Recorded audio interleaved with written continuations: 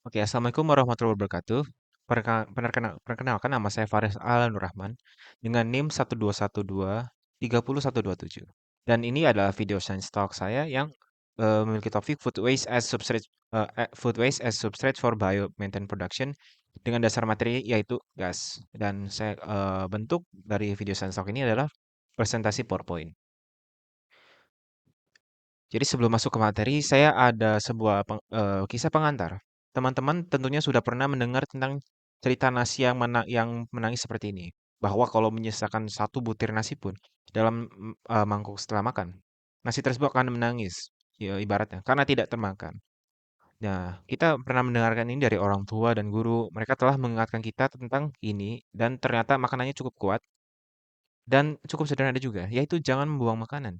Jangan menyia-nyiakan makanan karena masih ada yang membutuhkan.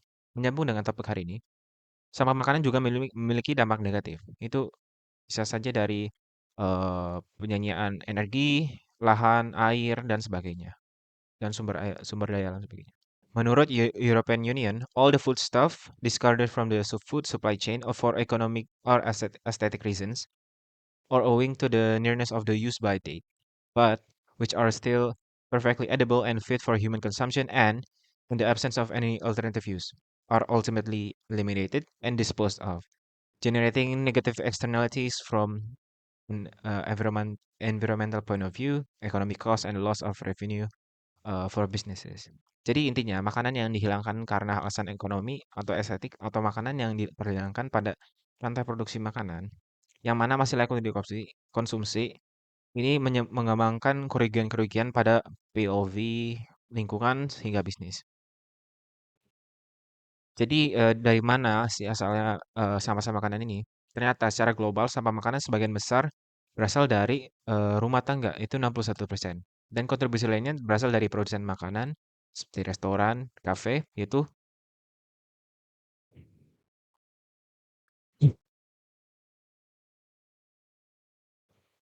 Jadi dari mana asal sampah-sampah makanan ini? Ternyata secara global sampah makanan sebagian besar berasal dari rumah tangga, yaitu 61%.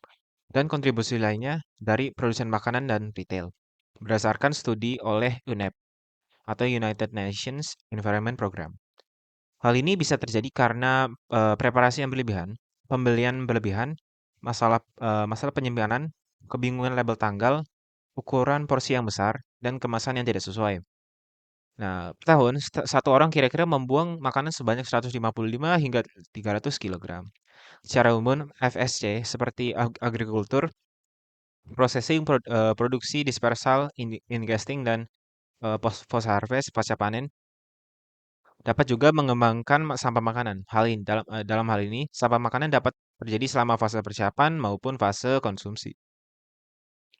Fase persiapan meliputi ukuran porsi yang besar, penyimpanan yang buruk, persiapan yang berlebihan, dan produk yang kadaluarsa. Sedangkan fase konsumsi meliputi sisa makanan pelanggan dan pemesanan yang berlebihan. Jadi bagaimana dampak negatif dari sampah makanan? Padahal kan sampah makanan itu biodegradable ya.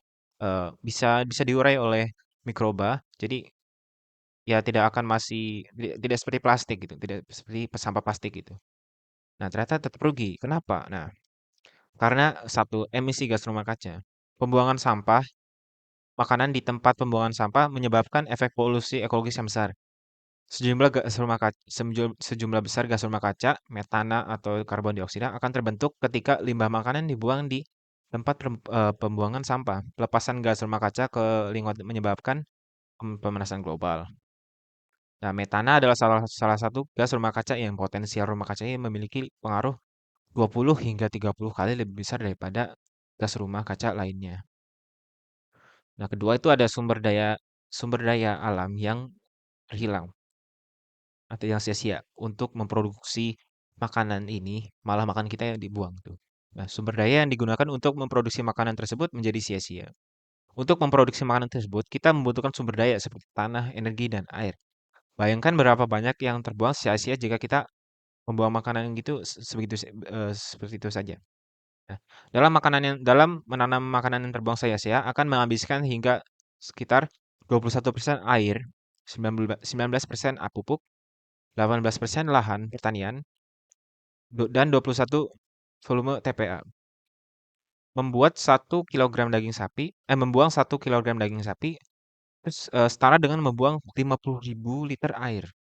Menuang segelas susu ke wastafel sama dengan membuang 1.000 liter air. Selain itu, dengan mempertimbangkan transportasi makanan global, sejumlah besar minyak, diesel, dan bahan bakar fosil lainnya juga dikonsumsi atau tersia-sia jika kita membuang makanan tersebut.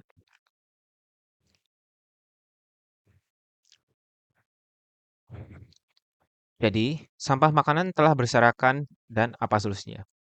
Kita sudah kita dapat mencoba valorisasi atau mencoba mencari tahu cara untuk menambahkan nilai pada sampah-sampah makanan. Topik dipilih yang cocok untuk hal ini adalah menjadikan sampah makanan tersebut menjadi substrat untuk memproduksi biometana yang memiliki nilai serta pretreatment dan pemurnian atau upgradasi konsentrasi biometana dalam biogas tersebut untuk mengoptimalkan hasil biometananya.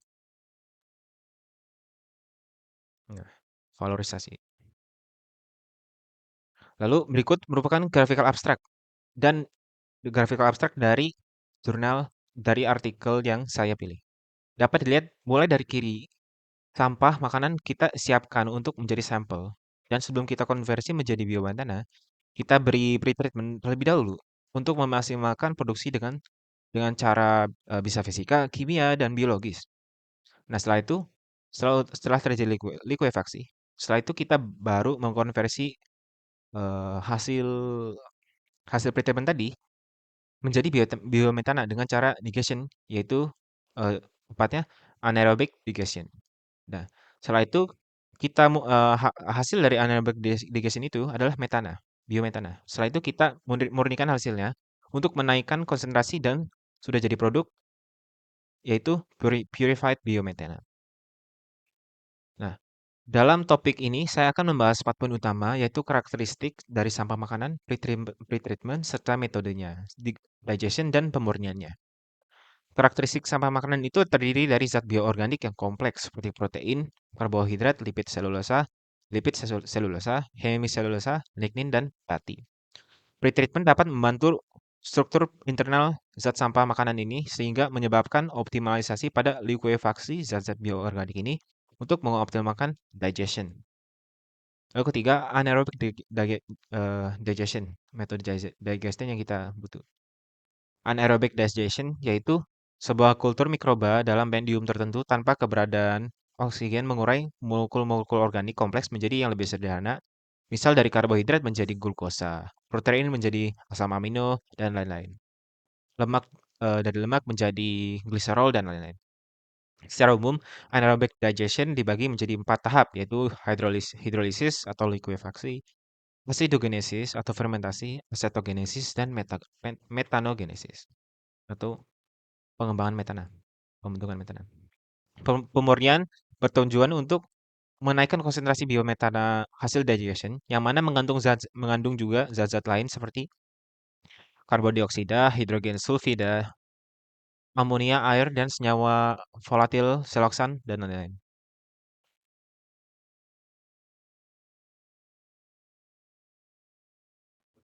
Yang pertama itu karakteristik makanan. Sampah makanan umumnya terdiri dari zat-zat bioorganik yang kompleks seperti protein, lipid, karbohidrat, selulosa, lignin, hemiselulosa, dan pati.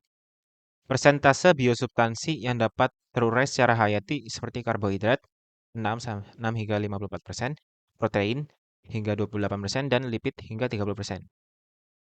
Semakin banyak nilai lipid mengakibatkan kegagalan proses digestion karena pembentukan asam lemak. Sampah makanan dan sampah dapur biasanya mengandung kadar lipid yang tinggi karena adanya minyak dan lemak hewani. Di sisi lain, sampah buah dan sayuran umumnya memiliki kadar lipid yang lebih rendah, tetapi jumlah selulosa yang lebih tinggi.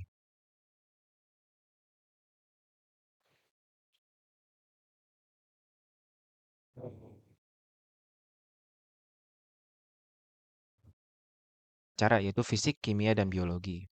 Yang pertama fisik, ada microwave. Umumnya metode pretreatment microwave menggunakan gelombang mikro dengan frekuensi gelombang 300 MHz hingga 300 GHz untuk meningkatkan energi kinetik air dalam substrat dan kemudian mencapai titik didih melalui gaya aksi gaya dipol-dipol. Gelombang microwave yang dihasilkan menurunkan zat pada tahan api, mengurangi populasi bakteri dan ganggang karena dampak thermal dari radiasi microwave. Yang kedua itu sonication. Selama pretreatment sonikasi, gelombang mikro yang dapat dihasilkan karena dampak kompresi yang parah dan pengalusan media substrat. Gelembung yang dihasilkan runtuh dalam sepersekian detik selama studi pretreatment. Fenomena ini dinyatakan sebagai kavitasi dan tekanan serta suhu di sekitar gelembung mikro masing-masing mencapai 500 bar dan 5000 Kelvin. Kondisi ini menghasilkan gaya geser hidromekanis sebagai dampak fisik. Selain itu, radikal seperti HO dan HO memunculkan selama fenomena kavitasi dan radikal ini secara efektif mencapai pencairan biomasa dengan cara melisiskan struktur sel matriks biomasa. Nah, yang kedua ada freezing. Metode pretreatment yang ini yang dimediasi dengan pencairan pembukaan mengurangi populasi mikroba dan suhu yang lebih rendah. Metode pembekuan meningkatkan pencairan biosubstansi dan ekstraksi kandungan intraseluler dari matriks tanaman dengan pembentukan kristal es yang mengganggu struktur membran sel selama perlakuan awal. Sama pretreatment. Lalu yang terakhir ada fisik itu thermal dan hidrothermal. Energi panas yang diantarkan pada substrat ini memecahkan ikatan-ikatan antar molekul pada molekul-molekul organik tersebut seperti ikatan glukosida pada karbohidrat, tidak pada protein, dan ikatan dalam trigliserida menjadi lemak trigliserida dalam lemak sehingga menurunkan energi aktivasi pada proses digestion selanjutnya. Itu ada yang kedua adalah kimia. Yang pertama ada asid asam. Untuk pretreatment asid, asam sulfat atau asam klorida dan hidrogen peroksida adalah bahan kimia yang digunakan untuk meningkatkan proses digestion bioreaksi dari berbagai biomasa limbah. Pretreatment asam melibatkan lisis, struktur lignoselulosa substrat dan diikuti dengan pencairan biosubstansi yang memfasilitasi laju hidrolisis proses pencernaan, proses digestion. Yang kedua ada alkali. Untuk metode alkalin, NaOH, amonia, dan kapur atau CaOH2 adalah bahan kimia yang umumnya digunakan untuk meningkatkan pencernaan biomasa limbah. Metode alkali dapat membengkakkan struktur biomasa diikuti dengan peningkatan permukaan internal biomasa dan penurunan polimerisasi. Ini memecahkan matriks lignin yang kompleks dan melepaskan ikatan biosubstansi lain selama pretreatment alkali. Yang terakhir kimia itu ada ozonation. Ozonisasi adalah metode pretreatment kimiawi di mana molekul ozon dihasilkan untuk mencairkan biomasa limbah. Pentingnya metode ini adalah bahwa tidak ada bau yang ditimbulkan akibat patogen yang ada di dalam limbah biomasa. Hal ini dapat dicapai dengan oksidasi dan pembentukan radikal hidroksil. Selama studi pretreatment ozonasi, biomasa kompleks dipecah menjadi hal-hal yang terdispersi dan kemudian hal-hal tersebut berdifusi dengan zat biologis cair ke fase berair. Yang terakhir ada metode biologi. Enzim hidrolitik adalah metode biologis yang memecahkan matriks sel dan diikuti dengan ekstraksi zat hayati yang dicairkan selama pretreatment limbah biomasa.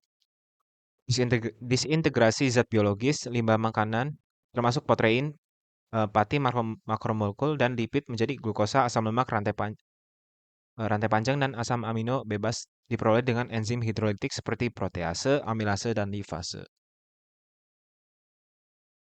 Nah, selanjutnya anaerobic digestion. Ini merupakan diagram alir anaerobic digestion serta substratnya. Yang pertama itu hidrolisis. Dari hidrolisis proses penguraian molekul kompleks air menjadi monomer atau molekul yang lebih sederhananya. Misalnya karbohidrat seperti pati dan sebagainya dipatahkan ikatan glukosidanya dengan air menghasilkan molekul yang lebih sederhana, misalnya glukosa atau fruktasa dan lain-lain. Sama halnya dengan protein, ikatan peptidanya dipatahkan oleh air dan energi. Yang kedua ada tahap acidogenesis. yaitu merupakan pembentukan asam lemak volatil, aldehyde, dan alkohol oleh bakteri asidogen yang menggunakan hasil hidrolisis sebagai substrat. Hasil hidrolisis tadi yaitu ada glukosa, asam amino, dan gliserol gitu untuk membentukkan asam lemak aldehyde alkohol oleh asidogen. Yang kedua ada asetogenesis, yaitu proses pembentukan asam asetat seperti namanya, serta H2 dan CO2 oleh mikroba asetogen yang melakukan reaksi reduksi CO2 atau reduksi asam organik hasil asidogenesis. Yang keempat, metanogenesis itu hal yang kita tunggu-tunggu. Proses pembuangan metana oleh mikroba metanogen dengan reaksi H2 dioksidasi menjadi H+, dan CO2 direduksi menjadi CH4.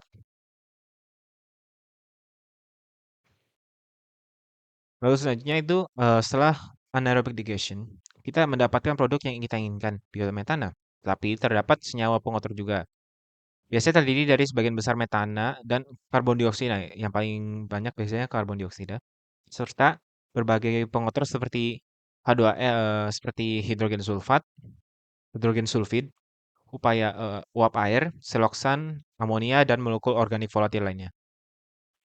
Berikut cara pemurnian dengan cara fisika, kimia, dan biologi. Yang pertama itu kimia, ada membran.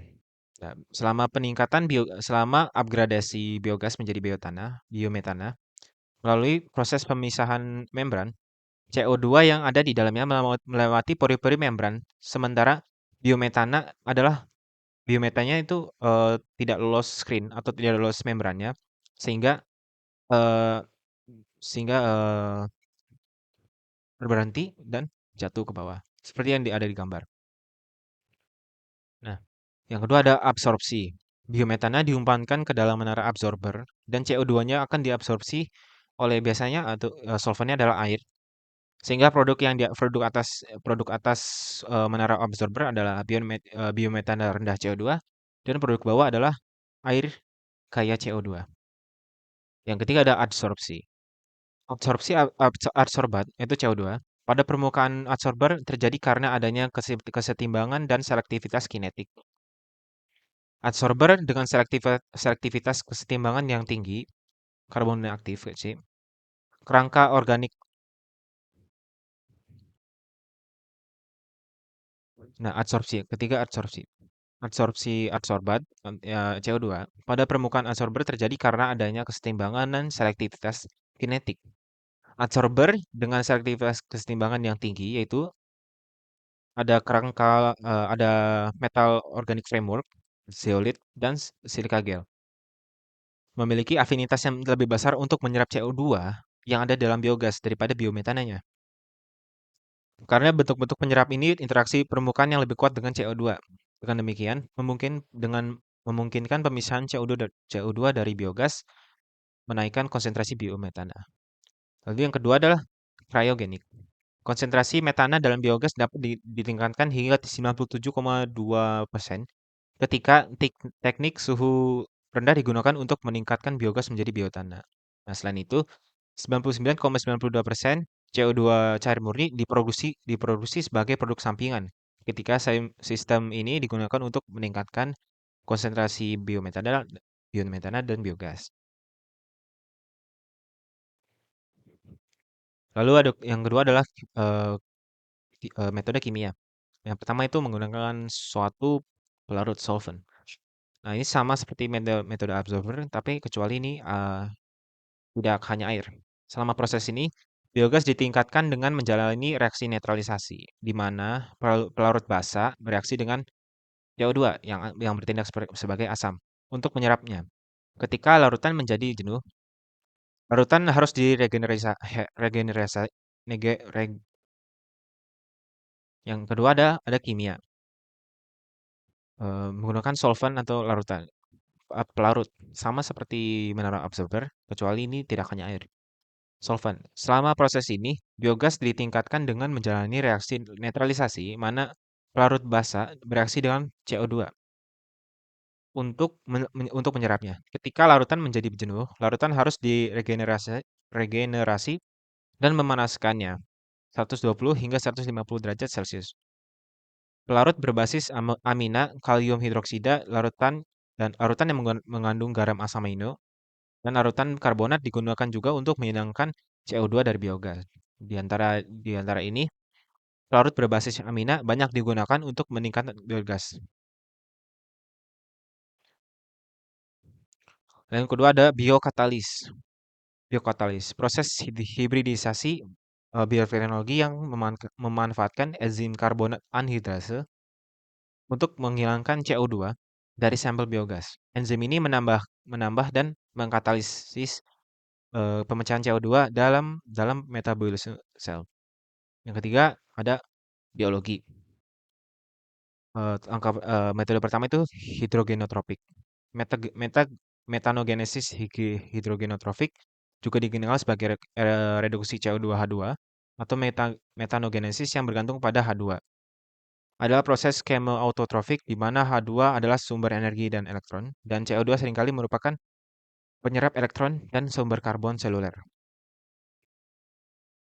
Selama peningkatan biogas melalui jalur ini, CO2 yang ada di dalamnya diubah juga menjadi biometana. Jadi, gitu.